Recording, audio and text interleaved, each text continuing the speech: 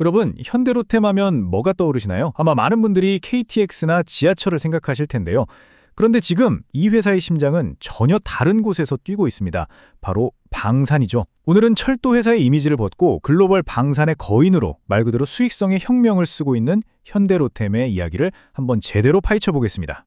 자, 그럼 이 엄청난 변화의 스토리를 어떻게 따라가 볼까요? 오늘 우리가 살펴볼 로드맵입니다. 먼저 현대로템이라는 회사의 정체성이 근본적으로 어떻게 바뀌었는지, 그 다음은 이 성장을 이끄는 K방산의 심장부를 들여다볼 거고요. 물론 방산 외에 다른 사업들은 잘하고 있는지도 봐야겠죠? 마지막으로는 이 모든 걸 숫자로 확인하고, 그래서 투자자로서 우리는 어떤 전략을 세워야 할지까지 하나씩 짚어보겠습니다. 네, 첫 번째 이야기입니다. 궤도를 바꾼 전차. 그러니까 어떻게 전통적인 철도 사업에서 글로벌 방산의 타이탄으로 거듭나게 됐는지 그 본질적인 변화부터 한번 들여다보죠. 이걸 보시면 확 와닿으실 텐데요. 과거의 현대로템과 지금의 현대로템은 그냥 다른 회사라고 봐도 무방할 정도입니다. 예전엔 안정적이긴 한데 솔직히 이익은 별로 안 남는 철도 사업이 중심이었죠. 근데 지금은 어떻습니까? 돈이 되는 아주 마진 높은 방산 수출이 회사를 먹여 살리는 핵심 엔진이 됐고요. 성장의 스케일 자체가 이건 뭐 글로벌급으로 폭발하고 있는 거죠. 단순한 개선이 아니라 회사의 DNA가 완전히 바뀐 겁니다. 자, 그럼 이 혁명의 심장, 그 핵심 성장 동력은 과연 뭘까요? 바로 K방산 헤게모니, 특히 이 K2 전차가 어떻게 세계 시장을 휘어잡고 있는지 그 얘기를 해보겠습니다. 모든 것의 시작은 어떻게 보면 우크라이나 전쟁이었죠. 이 전쟁을 보면서 전 세계 국가들이 깨달은 거예요. 아, 우리도 믿을 만한 최신 무기가 당장 필요하구나. 갑자기 지상 무기에 대한 수요가 폭발한 겁니다. 바로 이때 완벽하게 준비되어 있던 현대로템에게 정말 역사적인 기회가 찾아온 거죠. 근데 이게 단순히 운이 좋았다고만 볼 수는 없습니다. 우리가 투자할 때 중요하게 보는 개념 있잖아요. 바로 경제적 해자. 그러니까 다른 경쟁자들이 절대 쉽게 따라올 수 없는 아주 강력한 무기를 현대로템이 가지고 있었다는 거죠. 그 해자가 뭐냐? 바로 이겁니다. K2 전차의 압도적인 경쟁력이죠. 한번 보세요. 독일의 레오파르트나 미국의 에이브람스 같은 경쟁 전차들은요, 주문하면 몇 년을 기다려야 합니다. 생산 라인도 꽉 막혀 있고 가격도 비싸죠. 그런데 현대로템은 최첨단 기술이 들어간 전차를 훨씬 더 빨리 그리고 합리적인 가격에 납품해버립니다.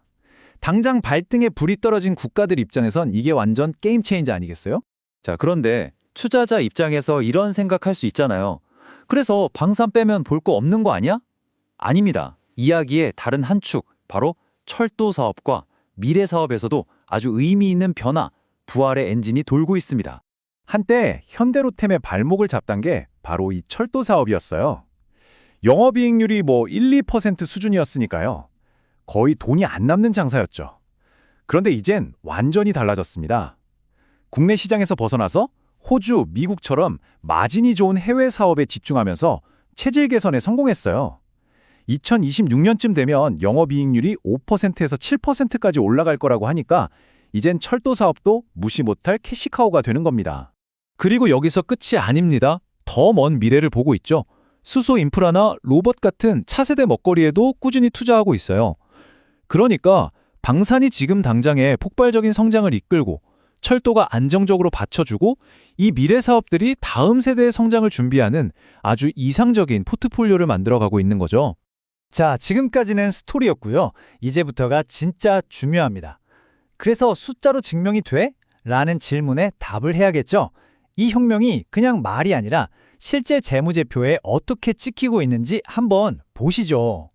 매출 성장세, 이거 좀 보세요.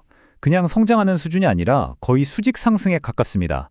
특히 폴란드 쪽 대규모 수출 계약이 반영되기 시작하면서 2025년, 2026년으로 갈수록 매출이 폭발적으로 늘어나는 게 보이죠. 정말 어마어마한 성장입니다. 매출만 늘어나는 게 아닙니다. 진짜 놀라운 건 바로 이익이에요. 2025년 예상 영업이익이 얼마인지 아세요? 자그마치 1조 원입니다. 1조! 현대로템 역사상 단 한 번도 없었던 숫자예요. 이게 바로 혁명이라는 단어가 어울리는 이유입니다. 이 표가 모든 걸 요약해주네요. 매출액, 영업이익 모두 폭증하는 거 보이시죠?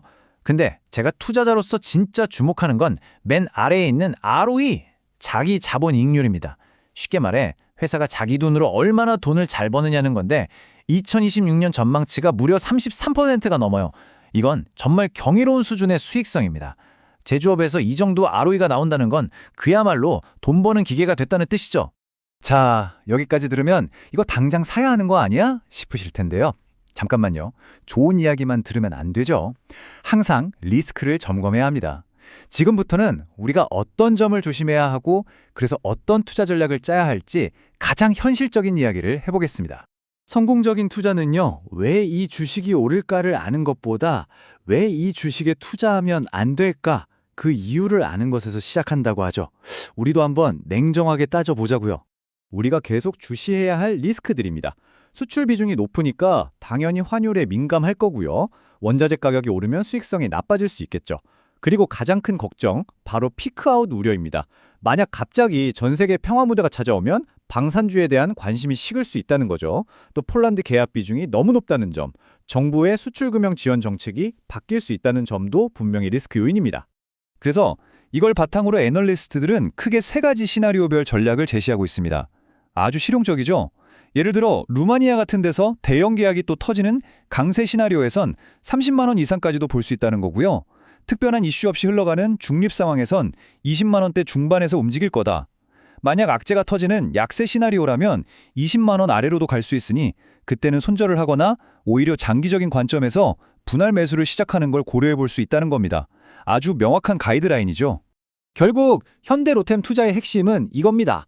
한쪽에는 압도적인 수주 잔고, 좋아지는 철도 사업, 33%가 넘는 경이로운 ROE라는 강력한 성장 스토리가 있고요. 다른 한쪽에는 특정 국가에 대한 높은 의존도나 지정학적 리스크 같은 분명한 약점이 있습니다. 우리 투자자는 바로 이 강점과 약점 사이에서 균형을 잡고 현명한 판단을 내려야 하는 거죠. 이미 폴란드 수출로 K2 전차의 궤도는 유럽을 향했습니다. 지금은 루마니아, 더 나아가 중동의 이라크까지 이야기가 나오고 있죠. 그래서 이제 질문은 현대 로템이 성공했는가가 아닙니다. 그건 이미 숫자로 증명됐으니까요. 진짜 질문은 이겁니다. 과연 K2 전차의 궤도는 다음으로 세계 어느 곳을 향하게 될까요?